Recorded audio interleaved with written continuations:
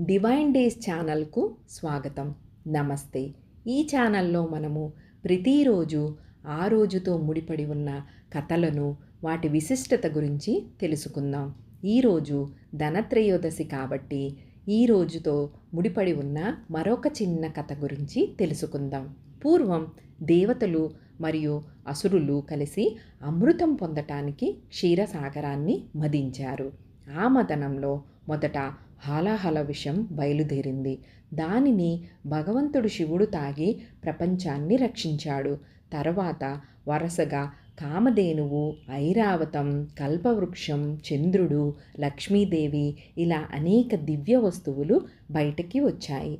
చివరగా సముద్రం నుండి ధనవంతరి భగవంతుడు అవతరించాడు.